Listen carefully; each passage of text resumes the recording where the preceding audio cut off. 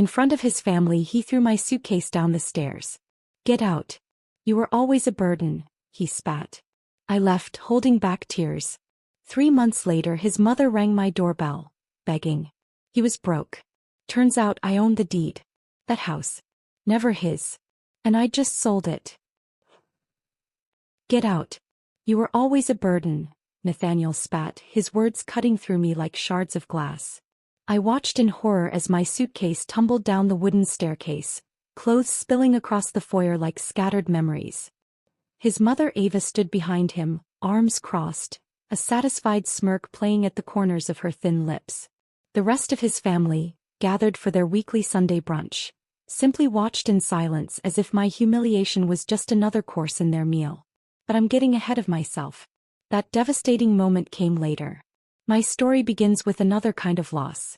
Before I share how my life changed forever that Sunday morning, I want to thank you for joining me today. If you enjoy stories about finding strength when others underestimate you, consider subscribing. It's free and connects you with others who understand that sometimes the quietest revenge is the most satisfying. Now let me show you how I turned being thrown out of a house into the most empowering moment of my life. 3 months earlier, I stood in my childhood home, surrounded by cardboard boxes and the lingering scent of my mother's favorite lavender candles. The silence was deafening. Just 2 weeks ago, both my parents had been killed in a head-on collision with a drunk driver on Route 16.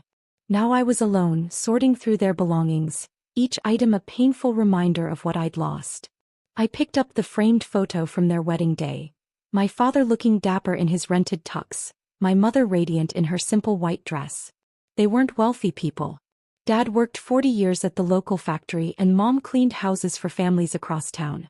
They'd saved every penny to put me through nursing school, proud that I'd be the first in our family with a college degree. "Violet." I brought some more boxes from the garage.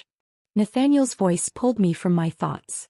He'd been my rock these past 2 weeks, handling funeral arrangements, dealing with insurance companies, bringing me food when I forgot to eat. "Thanks," I managed, wiping tears with the back of my hand. I didn't realize they had so much stuff.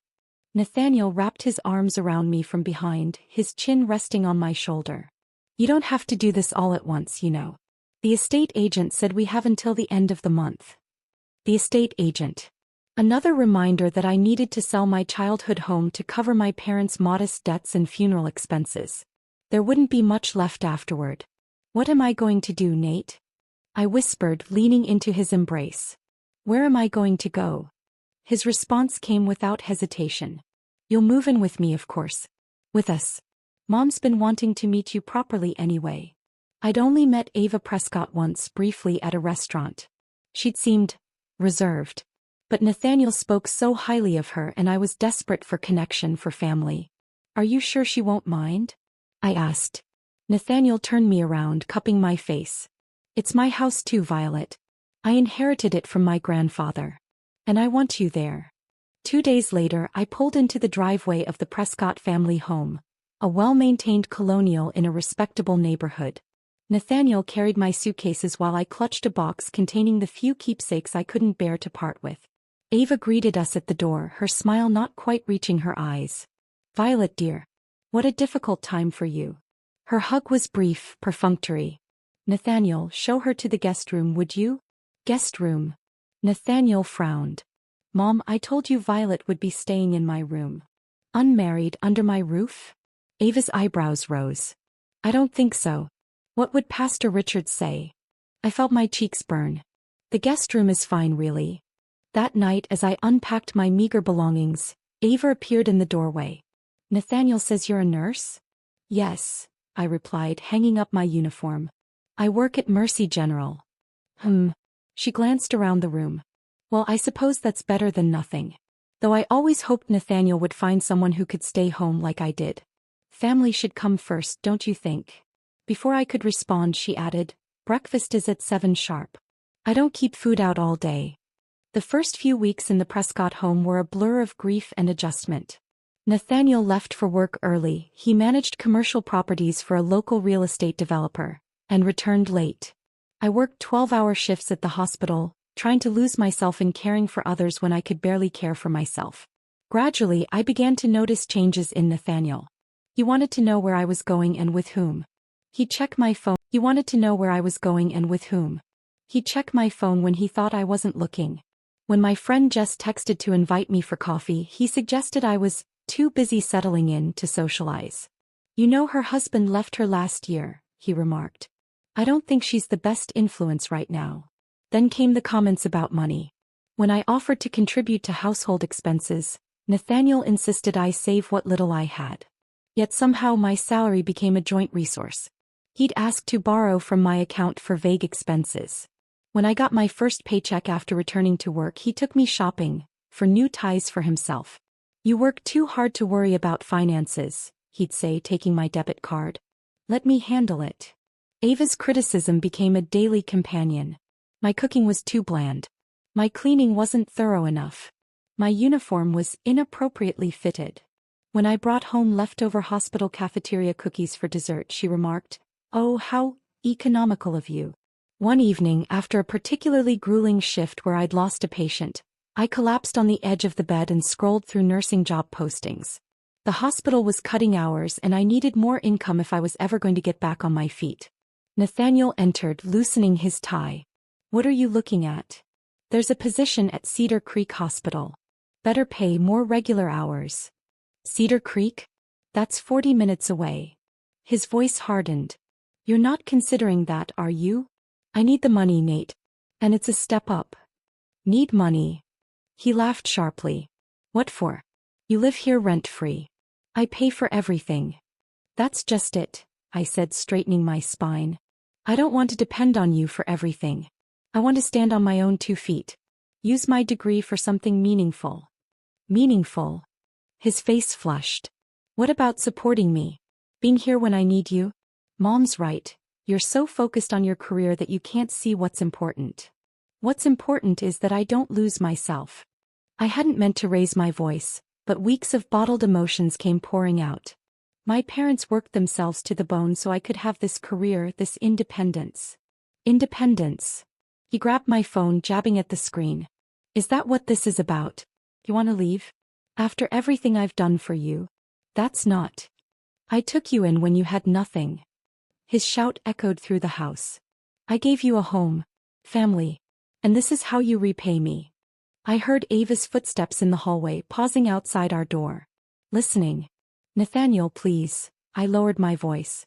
"I'm grateful, truly. But I need something of my own." His expression shifted, anger morphing into something colder, more calculated. "Fine. Apply for your job. But don't expect me to rearrange my life for your career ambitions." That night, he slept in the guest room, and I lay awake wondering how my safe harbor had so quickly become another storm to weather. What I didn't know then was that the real tempest was just beginning, and that my life was about to change in ways I could never have imagined. The morning after our argument, Nathaniel acted as if nothing had happened. He kissed my forehead before leaving for work, his smile a little too bright, his tone a little too cheerful. But something had shifted between us, a hairline fracture in what I once thought was solid ground. I had the day off and decided to finish clearing out my parents' house. The realtor was bringing potential buyers tomorrow, and I needed to remove the last of our belongings from the garage and workshop where Dad had spent countless weekends tinkering with old radios and building birdhouses for Mom's garden. The April morning was crisp as I pulled into the driveway one last time. Every visit felt like ripping off a bandage, exposing the raw wound of grief underneath. I unlocked the side door to Dad's workshop, dust motes dancing in the slanted sunlight through the windows.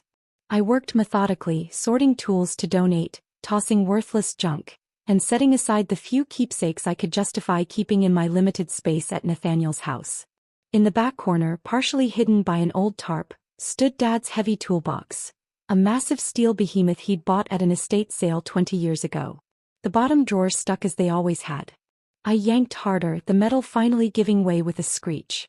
Inside lay Dad's precision tools, each in its designated spot. Something about the drawer's dimensions seemed off, though. It wasn't as deep as it should be given the height of the toolbox. Curious, I removed the tools and felt along the bottom. My fingers caught on a nearly invisible seam. A false bottom. With trembling hands I pried up the metal panel. Stacks of cash lay neatly arranged beneath, $100 bills bound with rubber bands, each stack exactly the same height.